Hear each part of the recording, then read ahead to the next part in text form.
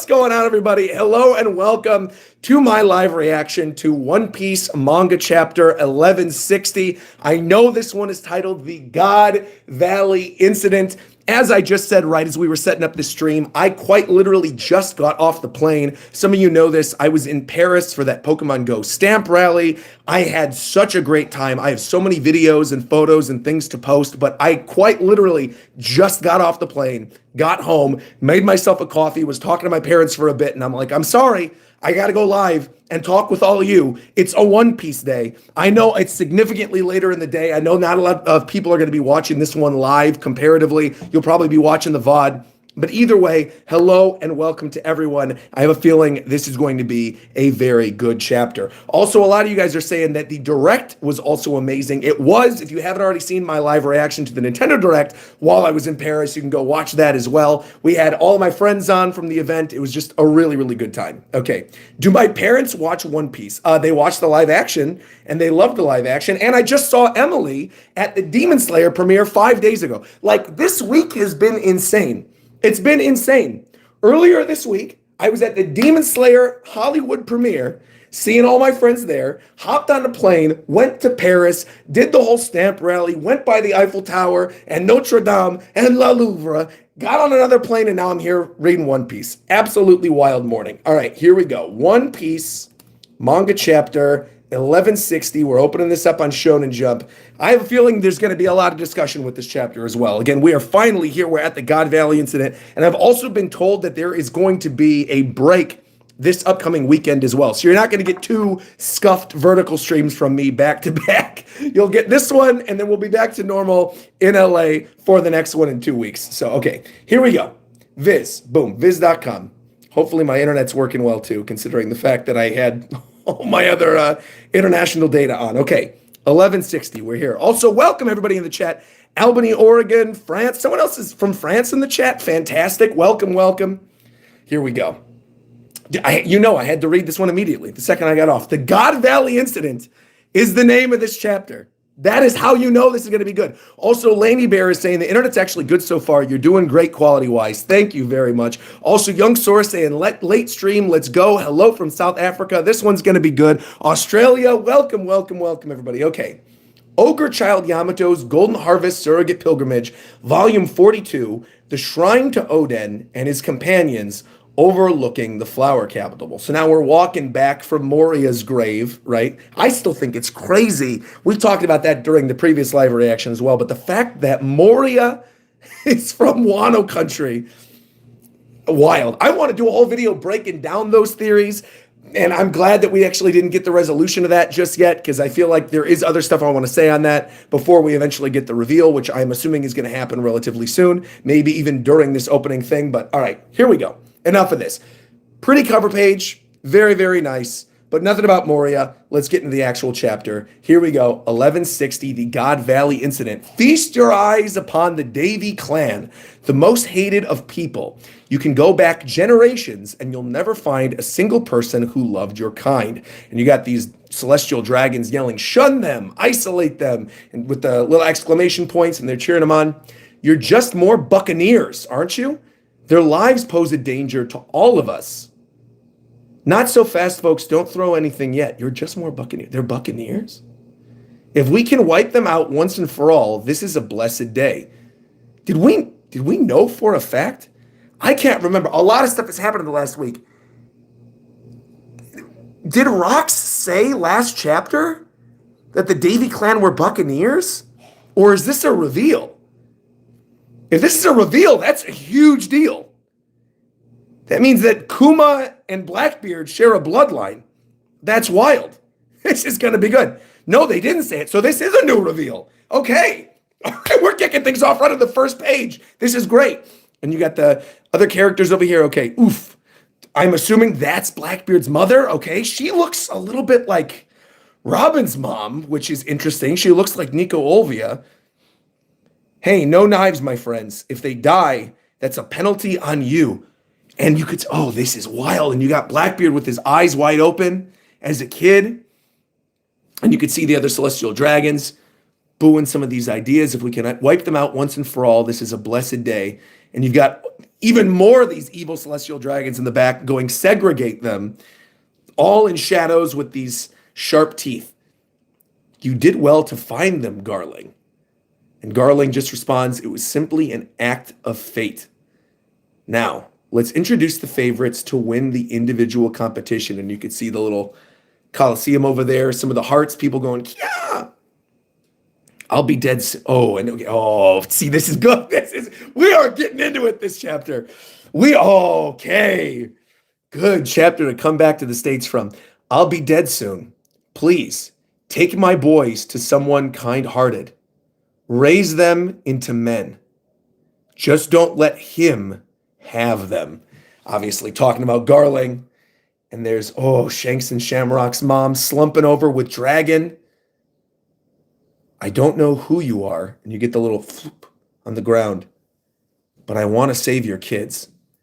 If I don't do something, I'm going to collapse under the weight of it all. And you've got young Dragon running on off. We've already introduced the 13 super rare rabbits. They're worth 10,000 points each. And you got everybody cheering once again. Woo!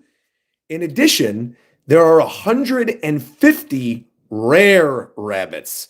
And meanwhile, they're showing young Kuma's face, still sweating from his side of the flashback all the way back at Egghead Island. The hunt will begin in 1 hour. Is he serious? Are they really going to start killing us? So all you rabbits better start running. And all these families with their kids running off, crying. That guy, hold on a minute. The guy underneath, I'm on page 4 right now. There's a guy on page 4 on the bottom left that looks like he could be related to Foxy.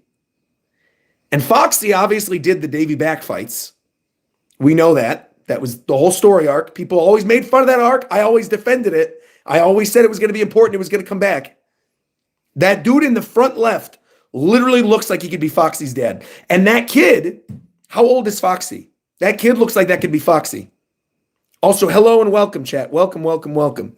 It's also wild considering the fact that 13 super rare rabbits are Kuma and the Davy clan. The Royals, Kuma, and the Davy clan are all super rare. Yeah, the guy with the kid on his shoulder. Look at the bottom left. The guy with the kid on his shoulder looks literally like Foxy. And then there's the kid with the eyebrows. And again, it's the Davy back fights. Foxy is 38. How old is Blackbeard? Because again, that kid looks like he could be a baby. Well, okay, that wouldn't have worked then. That wouldn't have worked. If he's 38, that wouldn't have worked. That wouldn't have worked.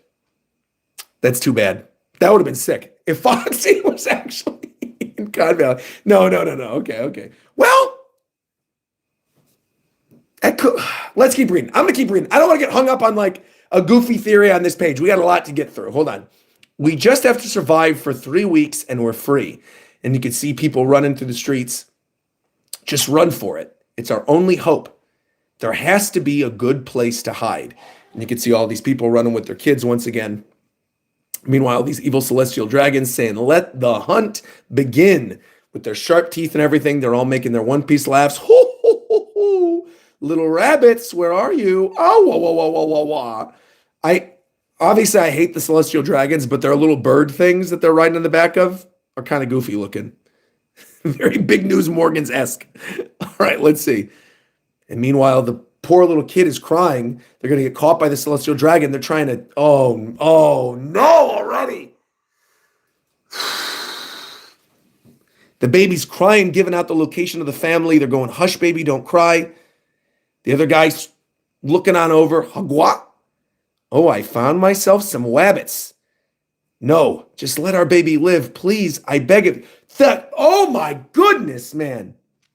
Killing the entire family? And he's laughing while he's got to go. These guys, all these celestial dragons, they got to go. Every single one has got to go. Killing the whole family in cold blood. You just get the off-screen, thank goodness Oda's not showing that. You get the woo-hoo-hoo, the blams, and they're gone. And meanwhile, you can see the transponder snails. Oh my gosh. Yeah, I'm hoping and praying Dragon does something. I know Dragon was a pacifist before. Hopefully this incident radicalizes him and these guys got to go. Please spare my life. Please don't kill my husband.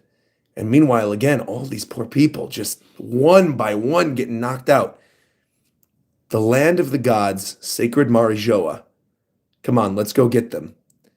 The Figarland family is now in the lead. But the Bavet, I think it's a new family, the Bavet family and Monmayer family, Monmayer's Gunkos, the Monmayer family are in close pursuit. And you've got, once again, Garling riding on the back of his bird, just slashing up all these poor people. And these ugly celestial dragons screaming, "Ooh, Lord Garling." Which one are you betting on? The shepherds in the family competition, but I'm betting on Gunko for the individual race. Are you sure? She's great, but she's still just the knighthood's pet. Devoted blade of God. Okay. Let's chalk up another excellence bonus for the Man-Mayer family, and we're seeing devoted. So that was her Elden Ring sounding title right there. Devoted blade of God from the Man-Mayer family, Saint Gunko. And you can see the arrows. I do love that design, though. That design is really cool. James used that design for the thumbnail, and I had just assumed that was like from the previous chapter. But no, clearly they're giving a showcase to Gunko here. I'm so jealous of St. Garling. He's going to end up bagging this beauty to be his wife. Because again, you got to remember, all this stuff is still happening because of Shaki and everybody else kidnapping her. And there's so many moving parts. Oda's just doing such a good job with this. Implementing all these other characters into the story and seeing how everything's weaving together. And meanwhile, poor Shaki, she can't do anything. She just got to stand there. Nothing is official yet. And I'm curious how much of this she's actually seeing, because there's no well, I guess there are screens right there because they're talking about the Monmayer family and the Figarland family. And Summer's taking out a kid? You got yourself real high up there. But don't worry, you can jump down. I've got a nice cushion of thorns waiting. And the kid is saying stop, and meanwhile he's just covering the ground in those spiky thorns that obviously we saw him using on the kids back at Elbaf as well too. I feel like that is how Oda is showing these celestial dragons can never be redeemed. I think there's just certain things in One Piece where you cannot be redeemed no matter what. I feel like killing kids is probably like something that's a step too far. I don't think you can really be redeemed once you've killed kids. These guys all got to go. Every single one of them. Irredeemable. Exactly, Jeremiah. They're irredeemable. All right, so they're moving. Let's see. Oh, he's probably going to kill the dad, too. And the kid's about to jump anyway because he can't hold on. Kid's going, Dad, please. Please don't. That's my son. Don't worry, kid. I'll catch you. And oh, man. Bro, I hate all of them. I hate all of these dudes. The thorns going up. You get the sound effect again off screen. And Summer's going, oh, what a touching display as the kid falls out of the thorns, and the dad goes to grab him and lands on the thorns too. Man, oh man, oh man. And now Dragon's seeing everybody. If I defy the celestial dragons here and try to save someone, my entire platoon will end up being beheaded. That's the punishment for going against them? Even for a Marine? Is everyone here then? Of course, sir. Stupid dragon. Where is he gone? He better not be on that island. Well, look, Dragon's going to do what he's got to do. Again, man's the head of the Revolutionary Army. He knows something needs to be done. Vive la Revolution. See, I got my French in me again. I was in Paris last week. All right, here we go. I found him. The 10,000 point Buccaneer. Oh, and here's the stuff with, we're seeing,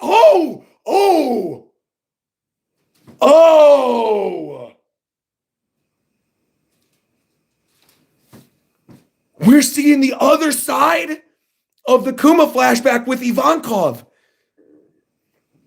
We have Ivankov standing up there while Kuma's listening. Don't waste your time dreaming of salvation from the sick game. We have to escape the game itself. Let's get off God Valley together. And you got Dragon saying they've still got hope. And meanwhile, this celestial dragon's coming over here looking like Shutenmaru for whatever reason. Very strange. Cool to see the different perspective of that scene, though. Get a taste of my killer 10-shot rifle. Yo. Okay, Dragon, let's go. Let's go. And before he could do it, boom. Oh, damn it. I've really done it now. And clearly, okay, so they weren't lying. That went back to what I said last chapter. They really did only give Dragon trank bullets. That's crazy. The Celestials get actual guns and he just gets a trank gun. He should pick up Dragon. You know what you got to do. You pick up his gun. You shoot him with that gun. You take this guy out. He's done. He tried killing Kuma. He's done. I've done it now. He's huffing and puffing as they're running on over. You can see them running in the street, screaming. This other Celestial Dragon over here, too. Off to the East Island. What? What is it? And now, now we're going to...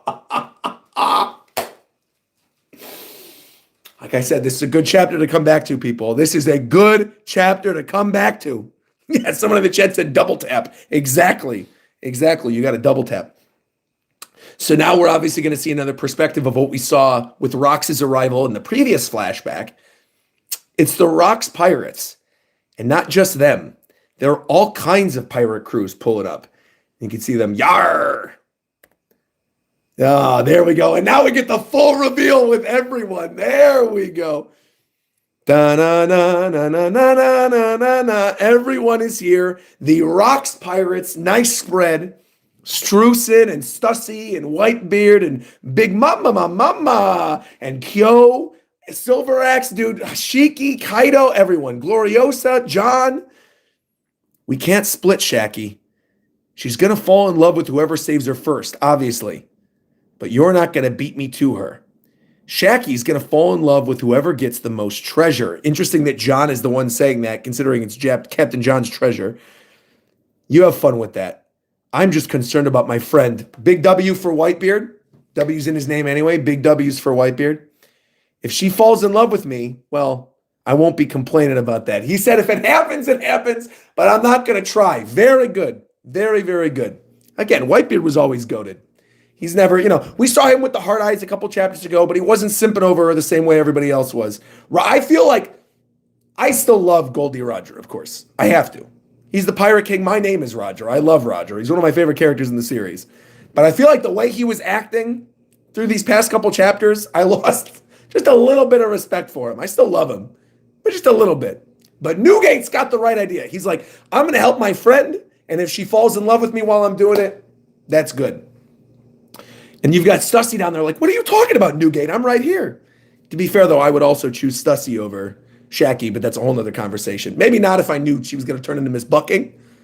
But Stussy like this, 10 out of 10. All right.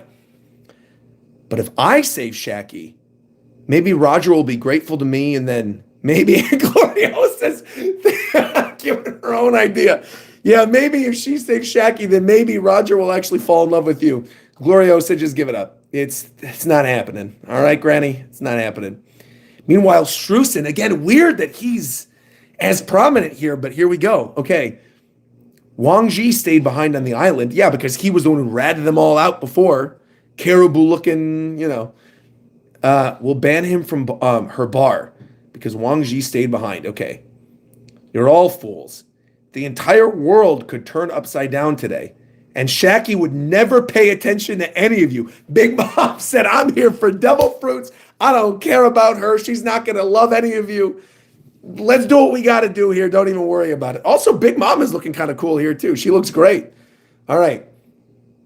And meanwhile, Kaido also doesn't seem to care, saying, are you really going to give me a devil fruit, Lin? His whole thought process right now is he wants to get that dragon fruit. And I missed the dialogue on the top because I was looking at everything I read on the bottom, so I'm going to read this top dialogue off first. It says, all right, folks, Shaki, treasure, and devil fruits. There's no point to us killing each other over them.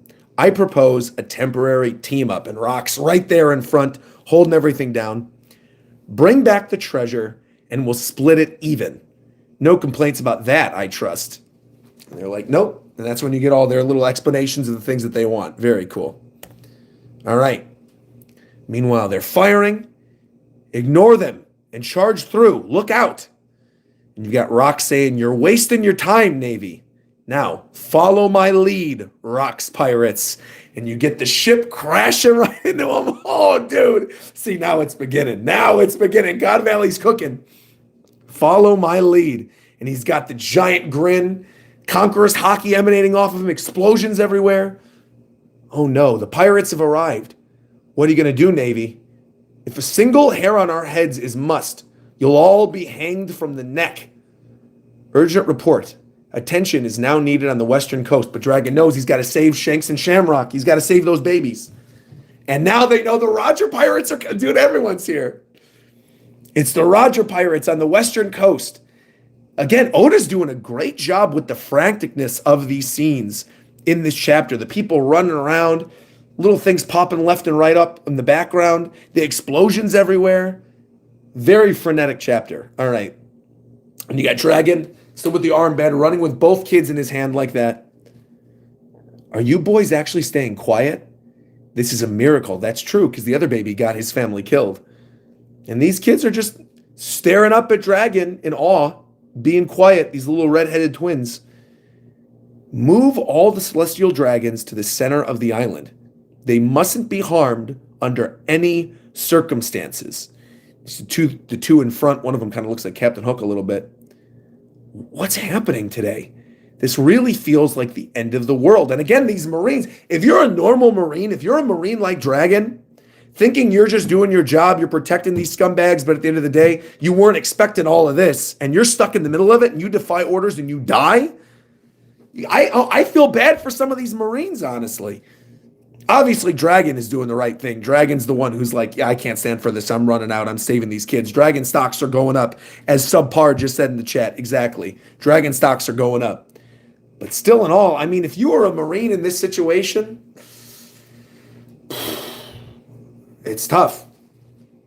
The Roger Pirates have landed, and they're all screaming. And now we get the good shot of all the Roger Pirates as well. I'm going to go rescue Shaki. And you've got Roger with his wings of his Pirate King right to the side. You got Scopper Gabon. You got Rayleigh. You got everybody else in the back. None of the rest of you have a shot. So let's focus on the treasure. So Roger on his own is going off to save Shaki. He said, everybody else go find the treasure of God Valley. Man. Take Shaki back. They're all stumbling. Okay. Sorry. So they're bro. Roger. Oh, man. And they're all just trampling over him. They don't care what he's going to say. They're just trampling over him. And Garling is now realizing you got the Roger Pirates coming in from one side, the Rocks Pirates coming in. And he's saying, damn it, I can't just focus on the game now.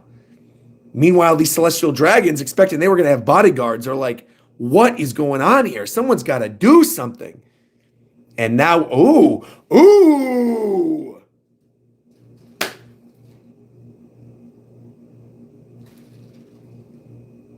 We're getting more reveals. We're getting more of the God Knights. The Holy Knights of God pull the Navy back and protect the Celestial Dragons. The Holy Knights are stepping in. Okay, who is the person in the front left? Very cool design there with like, what is that on her shoulder? What even is that?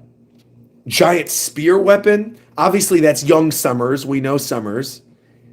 There's some other weird characters going on over here. Garling, obviously, that's the other man mayor, along with Gunko. Who's the giant in the back? There's like a character in the back with these giant teeth, and there's like another one that's got horns. Obviously, something interesting there as well, too. Very, very cool. There's another one whose face is kind of shielded, and it looks like he's wearing one of those, like, the skull masks that Rode was wearing back in Elbath. Also, yeah, the giant, it looks like, has wings. It looks like he's got, like, devil wings spreading out of the back. Also, is he a giant, or is he, like, part fishman with the teeth? I'm not really sure. The split hair Cruella DeVille looking character in the back with the cigar is also kind of cool. Man.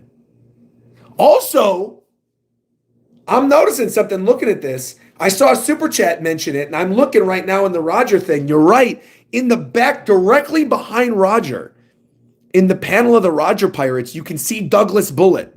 Once again, canonizing characters from the movies. Obviously, Shiki has played a huge role in this flashback. We knew about Shiki. Uto was made canon back in Wano country, and now here we go. Douglas Bullet Pretty interesting. Oh, no, that's not actually Douglas Bullet. Wait, what? Chad is saying that's not Douglas Bullet. Bullet is actually one of the younger members of his crew and was 7 at the time. It's a character named Rongrim who was introduced before. It's not Bullet. It was another Roger pirate. Well, he looks like Bullet. Well, then again, half the One Piece girls look exactly the same too. So it is what it is. It's fine. Oda, I'm going to give Oda some slack to have a character that looks like a very, very similar design, considering how many characters we've got in this right now. That's fine. Oda, you get a pass. You get a pass for Rangrim looking like Bullet. Maybe they have a connection. Maybe they're brothers. Maybe they're siblings. I don't know. I also don't particularly care right now because we're in God Valley. We got other stuff to cover about. Yeah, Zephyr did get a cameo, though. You're right. Or Zephyr, excuse me. But all right, we got it. Let's keep going. There's a lot of good stuff here. These other characters, these other holy knights. Pirates are landing on every shore. Fight back, battleships, and do not let them disembark. Though it might be too late for that. Okay. The pirates are all charging onto the island, and we simply don't know what they're after. And again, you could see all of these legends coming together in this moment. It's funny. Well, I'll save it for the review. I'll save that for the review portion of this. But remind me of this panel because I have something to say about this. Whitebeard in the front, slashing everybody up. Shaki flying in the background, zooming around. The pirates are all charging onto the island, and we don't know what they're after. They're screaming. Now, hold on a minute. Don't chop up my men. Oh, and there's going to be Garp, of course. Throw in the cannonball, of course, because the Marines got to be there too. Don't chop up my men like plates of veggies. And you get big explosion, screaming, rocks on one side, Roger on the other side looking. That ship is that. And you got the other Marines like, oh, you're in for it now. It's Vice Admiral Garp. And we're seeing young Garp's fleet. Here I am, baby. Reinforcements have arrived. It is Vice Admiral Garp. And meanwhile, all the Marines are going, yes, we're saved. And that's an interesting way to end the chapter, too. Ending the chapter with the grin from Garp with doom doom. One Piece manga chapter 1160 end. Wow. Wow. A lot of good stuff in this chapter. I mean, it's just, I guess, review time real quick. We're just going to jump right into it. It is really just amazing to see all of these characters that have been legendary figures in the story for so long, for literal years. In the case of some of these characters, it's been like a decade that we've waited to actually see them do something. To see all of these characters in this one location, all interacting with each other, all going with different goals, some wanting to save Shaki, some wanting to save the treasure, some protecting the Celestial Dragons, some trying to protect the Marines. Dragon over there trying to protect the kids. They all are doing their own thing. We're seeing Kuma, we're seeing Ivankov, but it really is tying in every story arc we've had up to this point in some way. You've got things from Marineford in here, Wano Country in here, Whole Cake Island in here, Amazon Lily, like everything. It's all coming together, coming to a head at God Valley. Jaya even, like set up with stuff with Blackbeard and the Davy clan, Davy backfight, everything. Thriller Bark with Captain John and Kyo. It's really just amazing. All of Roger's crewmates, Scopper Gabon and Rayleigh, everyone. All the God Knights, the reveal of all these God Knights. Because obviously other characters have been inducted since. We get the name the Devoted Blade of God, Saint Gunko. But at this point, is Gunko a full knight by this point? Because she doesn't seem to be in the spread with the others. Is she fully knighted? Or at this point, is it the other Menmayer character? Either way, to get the reveal of all of them here, in addition to all the Rocks pirates, in addition to the Roger pirates, and now Garp's fleet at the end, while Dragon is still trying to save these kids, and coming in clutch saving Ivankov and Kuma, which is also beautiful setup for the stuff with the Revolutionary Army. Like, it is amazing. I will say, and I've openly said this on multiple occasions, right, when it comes to One Piece, sometimes it feels like Oda retcons things, right? Sometimes it feels like he didn't write something with the intention of these characters coming together to do a certain thing. Or, he'll write in something of this character being related to this other character or being present in this other situation. And sometimes I don't buy it. But with God Valley, I'm getting to the point where I'm buying it. I'm getting to the point where it really does feel like, at the very least, he's had this planned out for years. I really think since 957, crazy I even remember the chapter number, but it was a momentous chapter where we got the reveal of rocks and we had, Garp and the bounty posters, that really, really epic chapter. Even Sengoku's goat, everybody was there. I feel like ever since 957, I feel like Oda knew what he was going to do with what we're reading right now. I feel this does feel like years in the making. I mean, it's just the way everything is layered. And on top of that, the brutality of these celestial dragons. Like, I know maybe it's a whole different topic. Let's focus on the characters that are actually present here first. The thing that I wanted to mention earlier during my reaction, where I said I was going to bring it up during my review, this bit right here on page 16, where you've got Shiki attacking with Whitebeard and Garp coming in and trying to save the day for some of the Marines. Do you remember where we got past the time skip and Oda mentioned that he felt like when we were going to get to the ending events of the story, that it was going to make Marineford look like child's play? This actually kind of feels like that a little bit. When you think of the level of strength of the characters present here and their, like, what they were to the story at this time during this era, right? Pre the era that Roger kicked off, pre-discovery of the One Piece. This is all before all of that. This is before Laugh Tale, before everything. It is wild to see so many future Yonko, future mentor figures like Gabon and Rayleigh, Kuma, just everyone present in this situation and doing their own thing. It's amazing. And to lead off the chapter with that reveal that the Davy clan are also Buccaneers makes what we were talking about last chapter about the potential for Joy Boy to actually maybe have been Davy, and to have that, that parallel with Luffy and with Blackbeard, and potentially Blackbeard being a blood descendant of the Will of D, but Luffy actually being the one to carry it on, and how those, their morality clashes and comes to a head down to the, to everything. They're the complete opposites. One likes cherry pie, the other one doesn't. One thinks it's the best drink they've ever had, the other one hated it. But still at the end of the day, they are both still so strong in their belief systems, and they have such a clear idea for what they want to do for the world. And to see the little seeds of this being strewn out here, because again, obviously Dragon is just a lowly Marine at this point in the story. Blackbeard was just born. But to know what this was all setting up, even in the beginning of the chapter, seeing Saturn present here. We knew Saturn was present here from God Valley. We saw that back in Kuma's flashback, but to see him there with Garling overseeing all of this,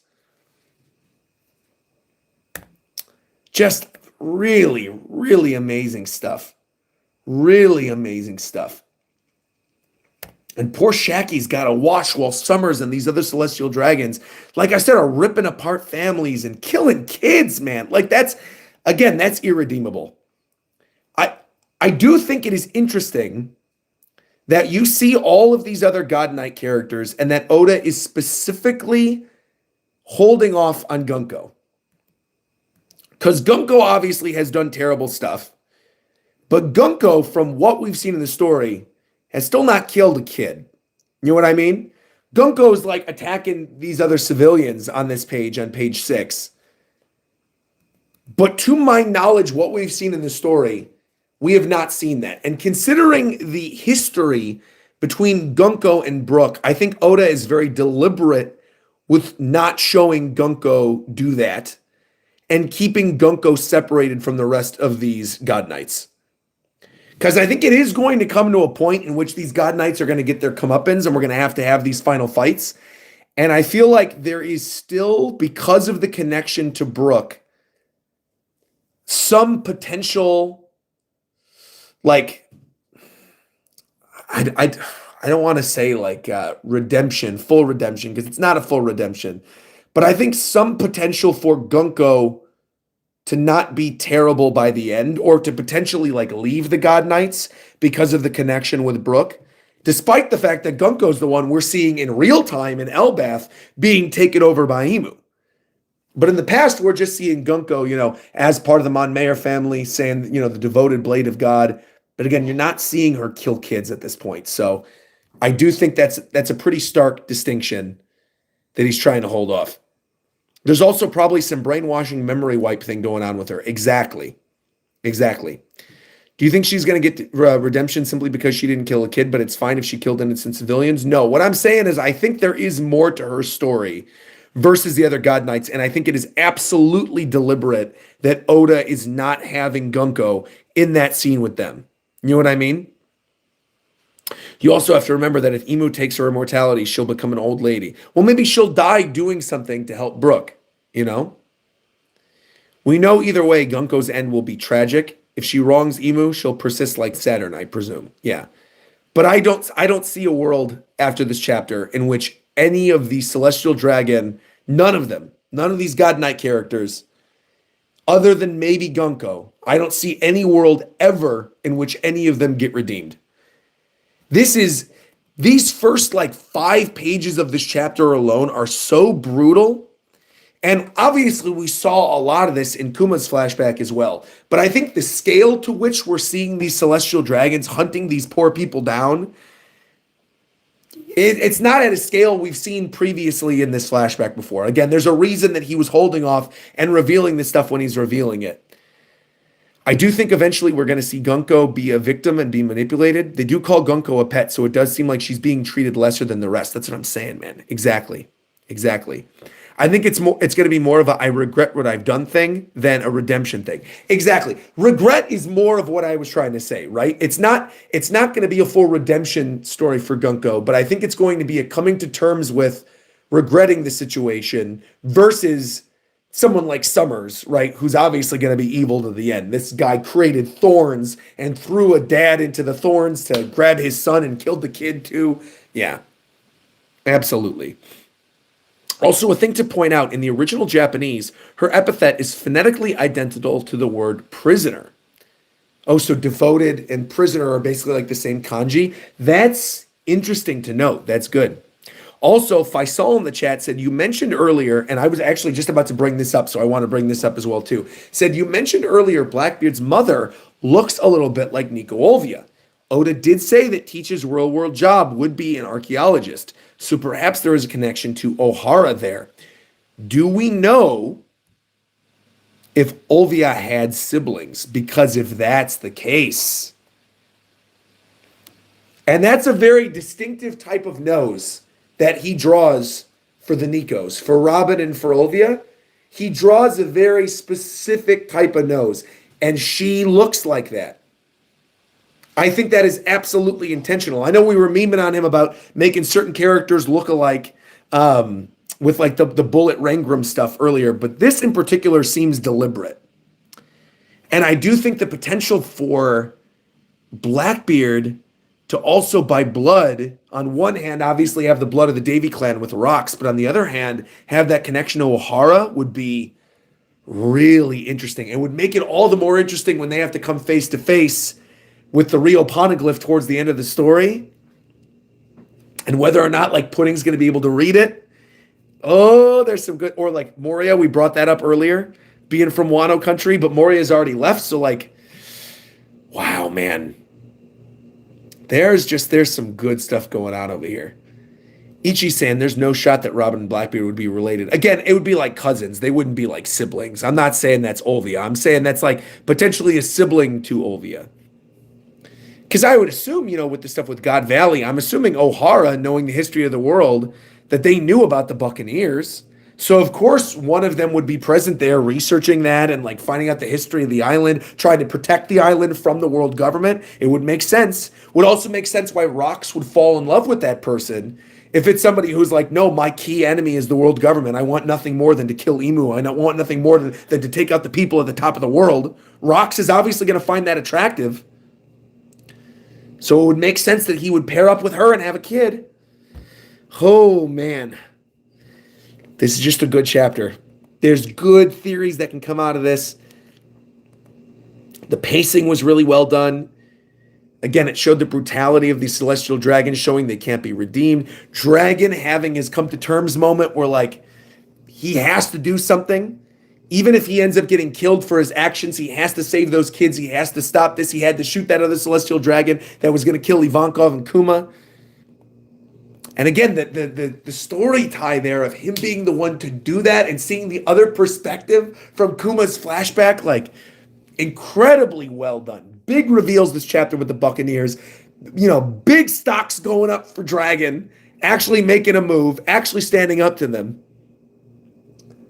And then again, just seeing these legends in real time interacting with each other and fighting with each other and fighting with each other eventually. We know eventually Garp and Rox and Roger, this is all going to come to a head. But how it's going to come to a head, we have to wait 2 weeks for, unfortunately. But man, just again, the art in some of these panels, the full page spreads of all the groups, the pirate battles. Really, really, really amazing stuff. I do also want to go back to that cover story real quick, too. I don't normally have a lot of things to say about the cover story, but I think it is interesting we're moving away from the Moria thing and going to the shrine to Oden and his companions. I would think that Oden would maybe be like a conclusion to Yamato's cover story, considering the connection there, but I'm now wondering where this is going to lead. If we're on volume 42, Yamato is also away from the rest of the group, it seems like right now. And going to the flower capital, but like, how many more volumes of this do we have? I don't know. And are we going to see Moria in real time? We know Moria escaped from Blackbeard. Where did he escape to? Did he go back to Wano country, thinking he would be safe there? Which would obviously be stupid, because of course at some point Blackbeard's probably going to want to go to Wano. Pluton is there. So like, he's going to want to go there at some point. Even just to, you know, clean up from what happened in Wano country, to maybe try to find Kaido and get his fruit or whatever. At some point, he's going over there. Also, massive thank you for these donations. 4D Cliff coming through with a $50 super chat. Thank you very much. I will get to that in a second as I'm going through some of these super chats. Thank you very, very much for that. Nakama, greatly appreciate that. Thank you, thank you, thank you. I'm also seeing some people saying Moria is with the Cross Guild. Maybe he's with the Cross Guild. I don't know. Either way, great chapter. Really excellent start to the beginning of the God Valley incident. Very impressed with this one. We got a lot of good information, a lot of good lore, a lot of good connections being made with the Buccaneers. I'm also just happy we have this many viewers in here this late. Normally, I was thinking, you know, we wouldn't have nearly that many viewers this late in the day, considering I'm doing it way, way, way later than I normally would. I'm normally waking up and doing these bright and early, but I was on my Paris flight, so I couldn't. But still in all, even now, even in the review portion, we've got like 600 plus people chilling and watching live. So welcome, everybody. Tons of donations and everything that I'm going to get to in a sec, too. Thank you very, very much. And also, I want to say, just because, well, I don't want to mess up the way that I've got my screen right now, but I do want to showcase James's thumbnail for this chapter. James did a really, really good job with that Sank Gunko art that you're seeing right now on the thumbnail if you're watching this. I'm going to pull this up in the drive because, again, I want you guys to admire his art. And I also think it was smart that he went with Gunko this chapter. Instead of, like, you know, going with the spread of the Roger Pirates or going with the spread of the God Knights, because the assumption is we're going to see more of them. He's going to be drawing a lot more of that in the near future. But I do want to showcase here. I'll do this real quick, if you guys can see this from my end. See, I don't know. There we go. Now you can see the Gunko art. Isn't that amazing? That Saint Gunko art looked really good. With the swirl of the arrow. I always am just a sucker for what he uses that backdrop, too. I always like that. I think whenever he's not doing like a direct scene and he's doing character art, I always like that he uses that like pop filter, like that bubble background. It has a nice uniformity to it. So then when you're actually seeing all the thumbnails back to back, if he's just doing a standard character portrait, it just looks kind of nice. And it's a great way to like break it up in between when he's doing these big spreads. Great job. Great detail on the pauldron, on the, the little, what's it called? The ascot, the bandages, everything. It looks really good. Really, really good there with Gunko. Let me open this one up as well because I don't want to miss any of these super chats. And again, I appreciate all of you coming through. I know, again, it's later in the day. James also said in the chat she still hasn't even had official colors revealed yet. Has she not? I just assumed you were using her actual color. With the gray? Well, I'll show it again real quick. Let my camera pick up on it. I thought we knew she had like gray or white hair. I also like, though, that you added a little bit of color to the tips of her hair, too, on the off chance we do end up getting an official color reveal. You just go back and change it once we get the reveal. Go back to the old thumbnails and just recolor it and be like, see, James got it immediately the first time. Well done, as always, James. You always do a great job. Great seeing you in chat as well.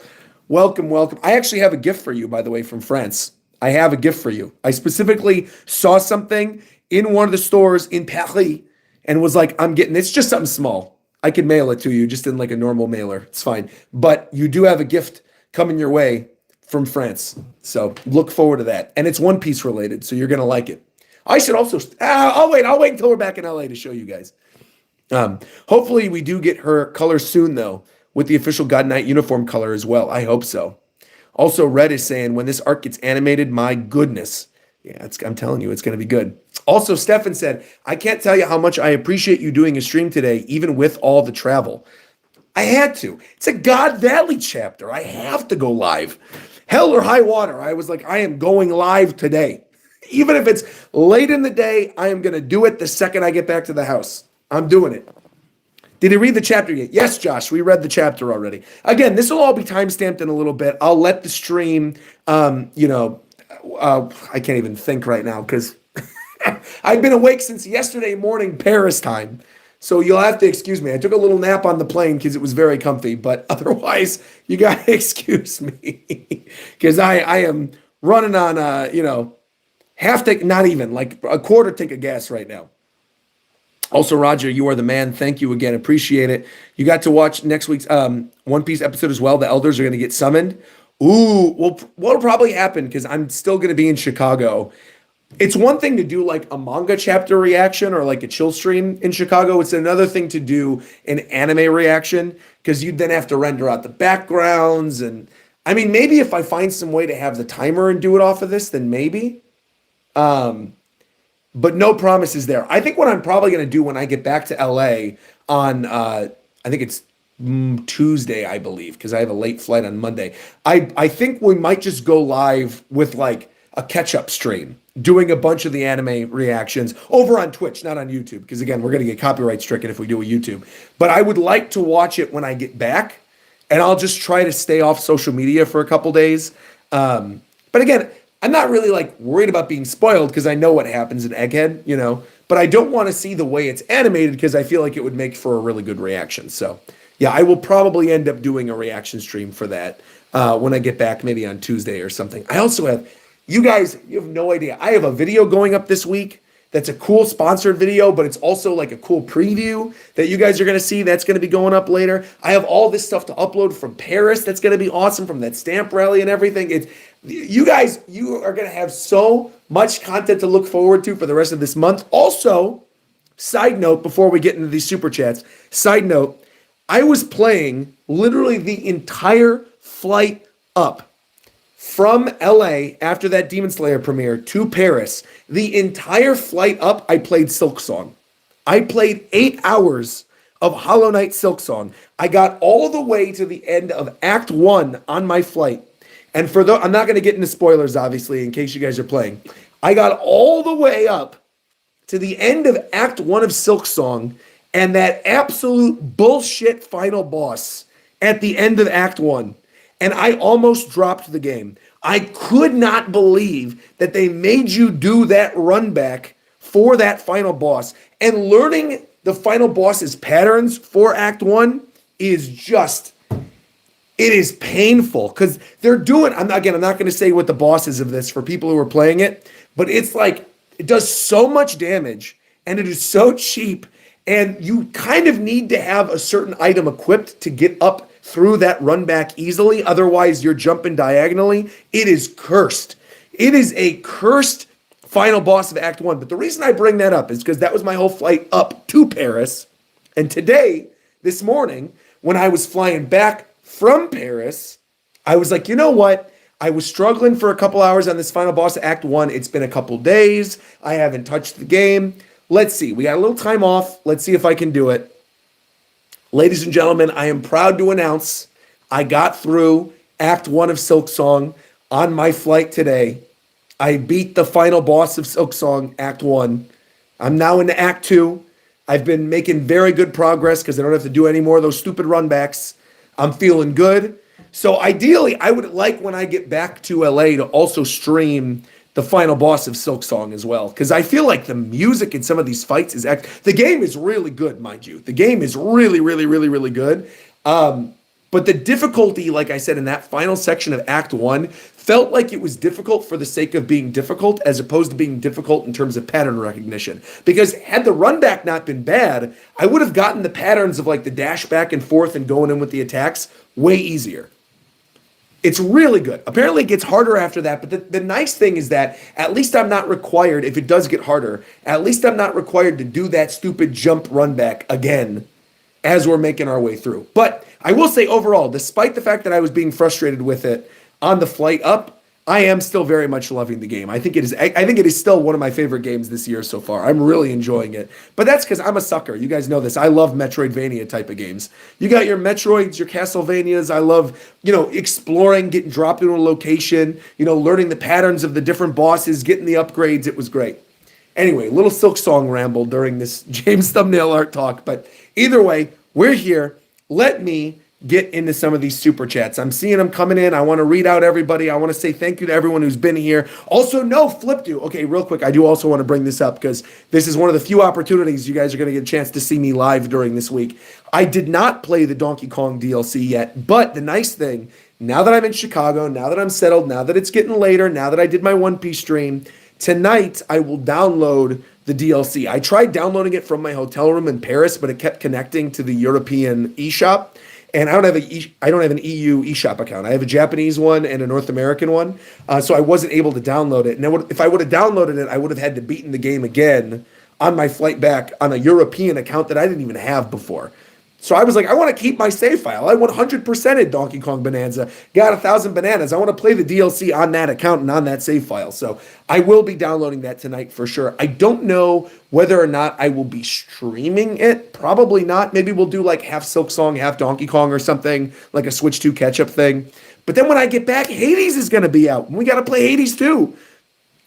Anyway, too much Nintendo talk. We're getting into the One Piece talk now. We're at One Piece talk. You guys have been waiting all week. You already got my group reaction for Nintendo Direct. We're talking One Piece. All right, let me get into some of these super chats and some of these questions because we got a lot of them. All right, first one this week comes from Degenerate, who says, Dragon saving Shanks, Kuma, and Ivankov is honestly amazing because all three later save Luffy. It is peak writing. He sent that with a $10 super chat. Thank you to Generic. I couldn't agree more. That goes back to what I was saying in the review. The reason why this God Valley Incident chapter is so good is seeing all these connections between all these characters and how Oda's managing to tie them all in and how it doesn't feel like it's cheap. It doesn't feel like a retcon. It actually feels like it was naturally part of the story. I loved it. Absolutely, positively loved it. So thank you once again for that donation. We've got another one from Bryant Brawler, who says, Roger, is that, that's the one I read earlier during the thing. Is that Douglas Bullet in the background? Well, I can answer your question now, Bryant Brawler. We now know it is not Douglas Bullet in the background. Douglas Bullet was only 7 years old at the time of the God Valley incident. So that was not Douglas Bullet. We might not ever see Douglas Bullet canon in the story. But again, Stampede, it was good, but I think has aged slightly poorly over time. I think it's aged slightly poorly. I still, in terms of ranking the One Piece movies, I would say Film Z is still the best by far. Then I would say, which I know is controversial, then I would say is Film Gold. I love Film Gold. I love Guild Tesoro. I love My Girl Baccarat with the Luck fruit. I love that movie. I love the music in that movie. I love the visuals in that movie. I have a soft spot for it because I went to the early access premiere here in Chicago for that, along with the One Piece podcast guys with Ed and everybody. It was great. I love Film Gold. Also, my buddy Josh, who's a film critic. Shout out to Josh Parham over at the Next Best Picture podcast. I almost said Next Best Film podcast, but their podcast is the Next Best Picture podcast. He's also a Chicago critic here as well. Huge film buff. Went to go see it with me. High school friend of mine. Shout out to Josh. He's a goat. I think he's actually been on one of my streams before when he came to visit. Maybe he was. Maybe he wasn't. Maybe I said, do you want to be in the One Piece stream? He's like, I don't care about One Piece. But he saw Film Gold with me anyway. Anyway, I would say Z, then Film Gold, then I would say Film Red. I still think Film Red is great because I love the Uta songs. I love the music in Film Red. I would say that would probably be 3. And then I would say Strong World. I like Strong World, but I don't like it as much as everybody else likes it. And then I would say Stampede, actually. I would probably put Stampede under, well, no. I don't know.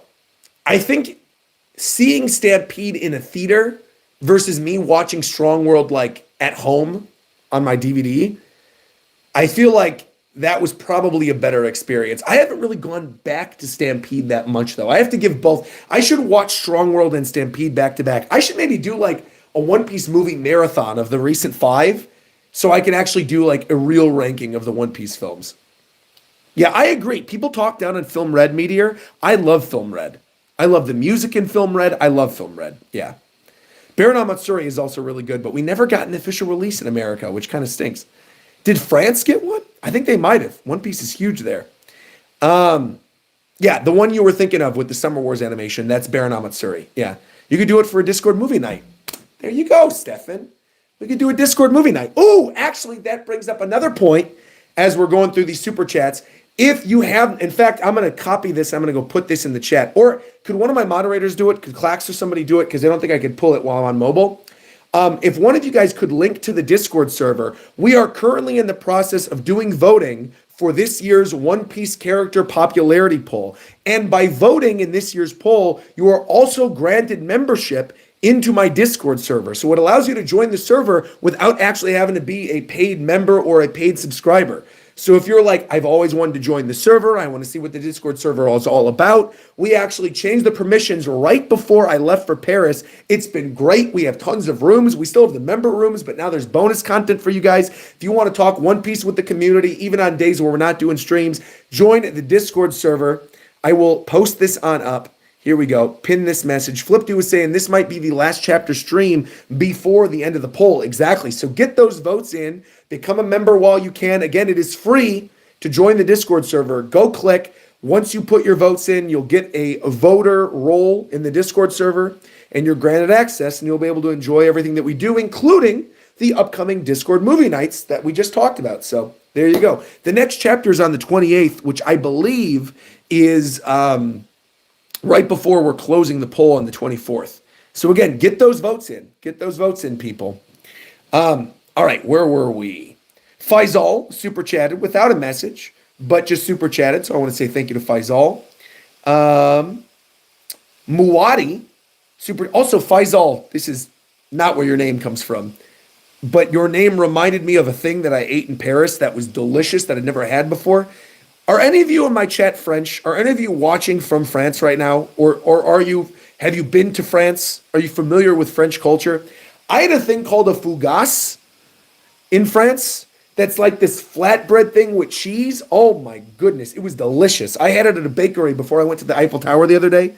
It's like, I don't know if I'm saying that right. It's like a fougasse or a fugazi or something. I might be butchering the name, but it was so good. It had like chives and onions and like ham and cheese. Oh, it was so good. It was like a savory pastry. Oh man. Fougasse? It's a fugazi. I don't think it's called fugazi. I think it's like a fougasse. Anyway, it doesn't matter. Shout out to Faisal. You're actually saying it right, says Nerve. Oh, great. Fougasse. All right, perfect. Fugazi. There you go. Delicious. All right. Sounds Italian instead of French too, but it is what it is. All right. Let me continue. Let me read more of these super chats. We got another one coming through from Muadi saying, I was the one who sent the super chat a few weeks ago saying that I wondered if Teach and Rox were actually Buccaneers. It looks like my theory could end up being true. I mean, it is true, straight up. We said here, the Buccaneer blood, the Davy clan, they're here. So one and done. Good on you for calling that. Very good.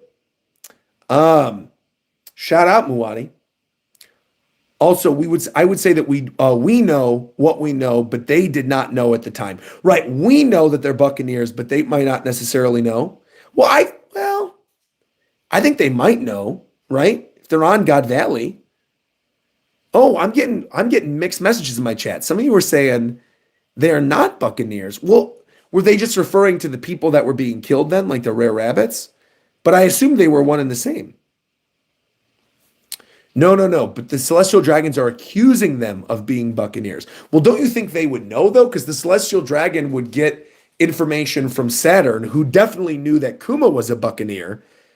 So I feel like Saturn, at the very least, being the head of the science division, would know that they were Buccaneers. They were saying the rabbits may be Buccaneers. Some of them are, but not all of them. If you go back and read the page again, it'll give you the exact thing. They were saying Buccaneers and Davy Blood were rabbits together. I see. They could still be, though. There could still be Buccaneer blood within them. Again, Kuma's got the big body, so does Blackbeard. Let me go back to this real quick and double check to verify the translation. Again, this is the official translation. Let me read this. The most hated of all the people, feast your eyes upon the Davy clan. You can go back generations and you'll never find a single person who loved your kind. Shun them and isolate them. You're just more Buccaneers, aren't you? Their lives pose a danger to us all. So they are assuming they are Buccaneers, but they might not actually be. They're implying that they're blood together, and they're saying they're alike, but that doesn't guarantee that they are actually Buccaneers. You guys are right. But if I may theorize for a second, if I may for a little bit, if you'll divulge me, chat, or allow me to divulge again. I'm tired. Excuse me. I think that the Buccaneer title comes from Joy Boy and Davy. And I think they're all kind of connected.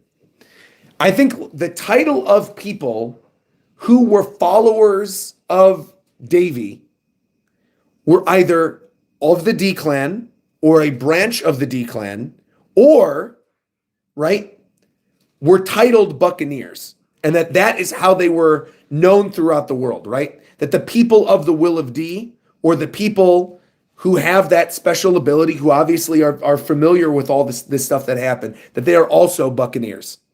I think the thing is, the way it's being laid out in the story, you're meant to be believed that everybody is different. But I kind of feel like the Buccaneer title just sounds piratey to me. It sounds too piratey and too like potentially connected with Davy to not be related in some way. I hope I'm making sense. That's not to say like Kuma is a D. That's not to say like everyone who's a Buccaneer has the Will of D. That the Will of D are people who were like followers of the Will of Davy, right? But what I'm saying is that Davy, if he is Joy Boy, could also be the original Buccaneer. You know what I mean? And that the people who were the followers of Davy, who had children and who lived that lifestyle, became known as Buccaneers, if that makes sense. That maybe it's not necessarily, because we still don't know all the stuff that's going on with like the bloodline genetic stuff that was set up back in Whole Cake, which we've never really gone back to touch on with the Vinsmoke family. You know, like with the blood factor, I feel like there's going to be something with like the blood factor of the Buccaneers, and that's going to tie in some way to the stuff with Davy. I think there's a lot of stuff. I think everything, again, is connecting, where by the end of all of it, once you know that all these things are tying together, it's going to make a lot of sense. In the same way we're seeing these characters interacting with each other and tying together too. So I agree with you. I think Joy Boy was a Buccaneer because the Straw Hat in Marijoa was big, but not giant sized, and I think would potentially fit a Buccaneer's head. I think there's There's things. They're cooking. They're cooking something. Let me get through more of these super chats as well. We have another one coming from Bryant Brawler saying, do you think we are going to get a Garp Dragon interaction next chapter? I was actually going to bring that up during my review because I said one of the things that I'm most interested in seeing during God Valley is what Garp's reaction to Dragon saving the kids is going to be. He's got to be aware of it, you know. But I want to see how he handles that situation because Dragon literally said his punishment in this chapter is potentially getting put to death. Getting hung. So I don't know. We're gonna see. I don't think it's necessarily next chapter though. I think we're gonna be in God Valley for a while. I think this is the first big chapter of God Valley. I think we're gonna be here for at least 3 chapters. At least. I think the whole flashback portion that's taking place in God Valley, I think is gonna be 4 total, with this being the first, is my guess. Yeah. Man. Good stuff coming up. 3 more chapters after this. I see you. Yeah, I think, because again, you can get one with Dragon and Garp stuff, and also the other side of things with Kaido getting the devil fruit from Big Mom, because we already saw the Big Mom interaction with Kuma in his flashback. So we're probably going to see the other side of that when she actually gives him the fruit. Maybe Kaido's also, that'll be crazy if Kaido somehow activates it during God Valley. Like steals it and activates it. Oh, no, because she gives it to him afterwards, right? She steals it, but don't we see her giving it to him in Wano? Do we actually see the handoff in real time of her giving him the devil fruit? I think we do.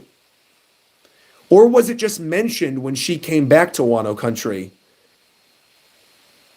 It was on the day, not after. Oh, it was on the day. See, because that'll be sick. I could already see that right now of like a chapter, if you want to do some crazy things in God Valley, of him potentially eating the fruit in God Valley. The dragon fruit reveal has got to be soon, right? Right. That's what I'm saying. Like, if all this crazy stuff is happening and all these characters are fighting, how hype would it be if during God Valley she gets the fruit, he eats it, and then Kaido's like, it finally happened. Oh, no. And then you've got a dragon flying all over the place, blast burning, blowing things up. Man, oh man. It could be a situation in which Kaido is almost dying before she gives him the fruit. We don't know where it happened, but we know it was likely in God Valley, and we know that God Valley is where she stole the fruit. Exactly. I could also see Dragon for sure getting a conqueror's moment. Yeah, that would be sick if there's a scene where like Kaido's near death. She gives him the fruit and is like, I owe you, you owe me one later in the future. He eats it, he turns into a dragon, and then Roger still one-shots him? That would be, that would be sick, actually. That would be so cool. Oh, I would love to see that. Also, you guys could see how good this chapter was. In real time, you literally saw the sunset in my stream. We read this in daylight after I landed, and now it's nighttime. Amazing. Amazing stuff. This has been a great reaction, man. Thank you again so much for tuning in while we're doing this one live in the evening. All right, let us continue. Saba just donated and said, Roger, on page 2, does the big guy have a straw hat, or am I on hopium? On chapter 2.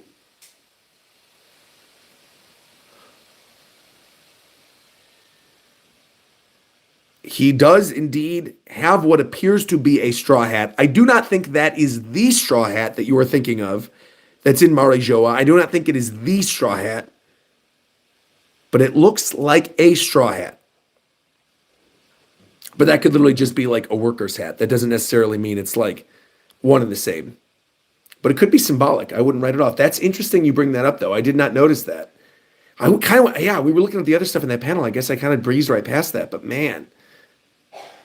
Interesting, too, that's the panel right before we see Blackbeard, too. Cool. Could be a coincidence, but I don't think so. Nothing's a coincidence with One Piece. Clax donated and said the half and half color character on page 15 reminds me a bit of Inazuma, maybe the previous owner of their devil fruit. Oh, you're talking about the Cruella de Vil character with the split hair? Actually, yeah, even with the sunglasses, there is a little bit of Inazuma like sprinkled in there. But didn't we see young Inazuma in the God Valley flashback with Kuma? Didn't we see Inazuma there as a child? So that'd be weird if Inazuma comes face to face. That would actually be crazy. If this God Knight dies during God Valley and the young Inazuma gets this devil fruit in real time. Yo, that would be kind of cool, actually. That'd be a great way to connect stuff together. That would be cool. Also looks a little bit like it could be St. Killingham's parent, which would then get some good setup there for like Final War with Revolutionaries versus God Knights. You guys are cooking, man. My chat's got some good theories this week. We have Gabe D. Champ coming through saying, I don't think Joy Boy and Davy Jones are the same character. Since Oda drew both characters, Davy was in an SBS. Wait, what? Davy Jones SBS One Piece. Let's look this up.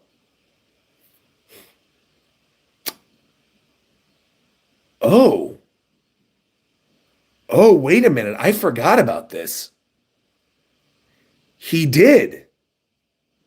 And he also kind of has like the Blackbeard look.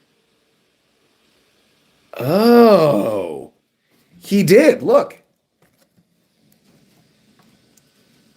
That was Oda's drawing of Davy Jones from the SBS. Interesting. I would not have known that. I'm surprised I didn't even look that up when we were looking at the stuff with Davy Jones. Was Davy Jones a real pirate? To be clear, he doesn't exist in any legend. Davy Jones' locker, all this stuff. There was a lying, no good pirate named Davy Jones, a greedy deck chief who was famous for putting all the crew's valuables in his own locker. He was wicked even for a pirate until the day the devil himself, Emu, if he was a buccaneer, until the day the devil himself cursed Davy to live at the bottom of the sea forever, swabbing the deck of a sunken ship and placing all the sunken treasure into his locker, never to be seen again.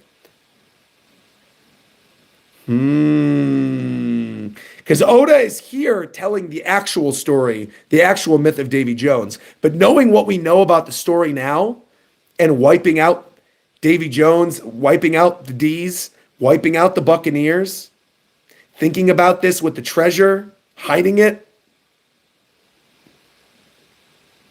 Interesting stuff, man. Man, there's some good lore in this chapter, dude. I'm loving this. All right, let's see. We got another one coming through from Mr. D. Rawley saying, Roger, remember the time that Vegapunk told... Wait, let me read this again. Let me open this up. Hold on. Put this on over here real quick. Remember... Why is the super chat not showing? Excuse me 1 second. Remember the time Vegapunk told the war started 800 years ago and that the war is actually still alive? Could a giant Davy back fight be Joy Boy versus Emu? I would imagine every time Davy won, the family would get the letter D. I mean, maybe not that their fight in the past was a Davy back, but we have been saying for a long time, even prior to this reveal about Davy Jones' locker, we have been saying for a long time that there was potential for a serious Davy back at the end of the story. Now, Emu, obviously, with what we've seen with Emu and Elbaf so far, we have all the stuff with the Domi Reversi, right? With, you know, the flipping the different tiles. And I think the idea of the tile flipping and then Nika and Gear 5 Luffy and that being the way that they end up beating him during this arc and like pushing him back towards Marijoa, leading us into Final War, I kind of feel like that is going to be the game that they play to free Elbaf. But I don't hate the idea that like Joy Boy and Davy Jones, Raleigh's also clarifying in the chat here, added comment. What I meant to say is that if Joy Boy and Davy Jones would win a family, the letter would get the letter D, protecting them against God's judgment. Oh, that like by standing against Emu, you're granted the letter D, but that's also a curse, because then obviously you're going to be hunted down by Emu. Interesting. It's also really odd to me, we've yet to see Gil here. Gil. This is Flipdo. Gil, who is this?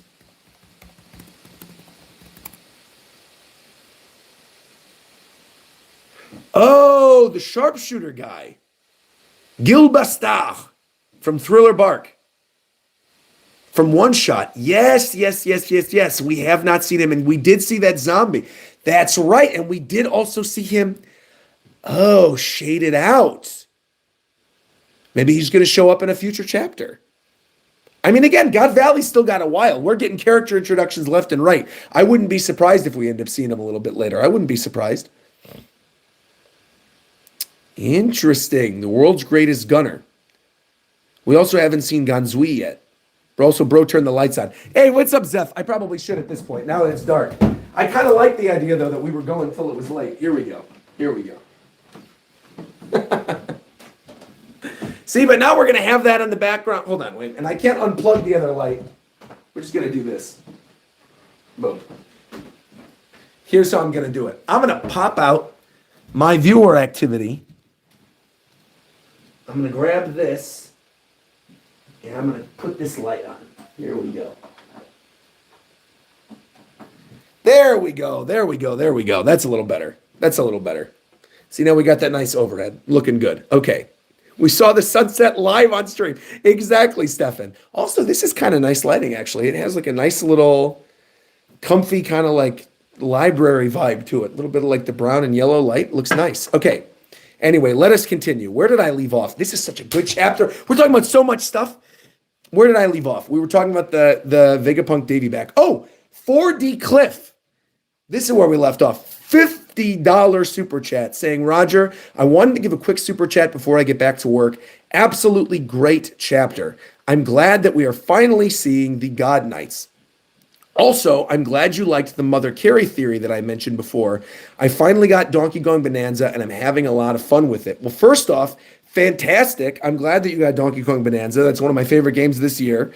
Great that you got it. 2, thank you for the $50 super chat. That is very generous. And 3, you are definitely not alone with that Mother Carey theory, because I looked into that again after Heidi brought it up in the chat during the last chapter.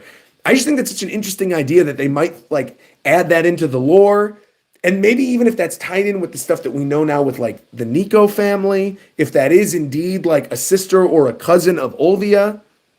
Some cool stuff, but I did really love that theory. That's one of those myths that like I had just never heard about before. I feel like I've been doing this for a decade on YouTube, right? Talking about One Piece, and I've heard a lot about like pirate culture and folklore within, piracy and stuff. And I had never heard of Mother Carey before, which is strange.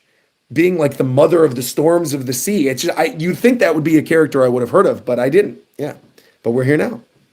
Love you, buddy. Thank you very much. Appreciate that. Thank you. And again, thank you for the donation. Josh Smith said, I also want to say thank you for being the way that you are. You choose positivity. Thank you. Well, I appreciate that, Josh. Thank you very much, man. $10 donation just to say I'm very nice. I appreciate that. Thanks a lot. Saba says, is the story essentially the ripple effects of Dragon's actions in God Valley? Do you mean this as a whole? I guess we hadn't seen him do anything yet because he already did everything.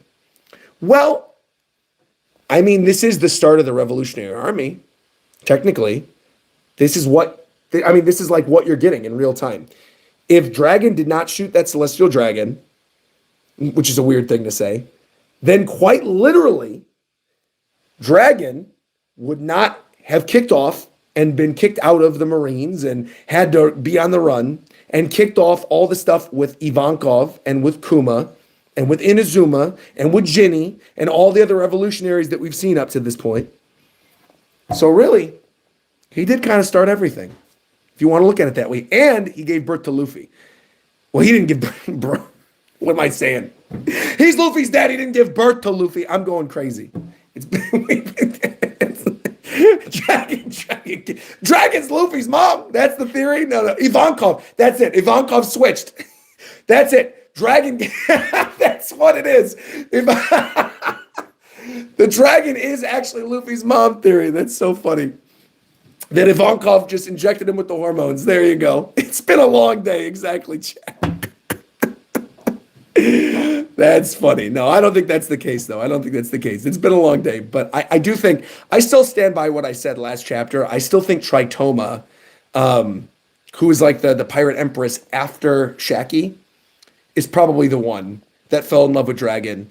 If Shaki gets saved here, which we know she will be, and Dragon will probably have something to do with that by going against the Marines. So, yeah. Kono Diota is saying you can't rule it out with Ivankov there. You can't rule it out. Maybe not. Maybe not. Appreciate it. And then what is this? Surgeon Script came through and said, I'm confused. Knowing what we know, why the hell would Roger team... hold on. Wait, reload this page. Sorry. My memory ran out of the computer right as I was reading your super chat. Let me open this back up again. Sorry about that. Surgeon Script said, knowing what we know, why would Roger team up with Garp to defeat Rocks to protect the dragons? They hate them. Sengoku might have been capping.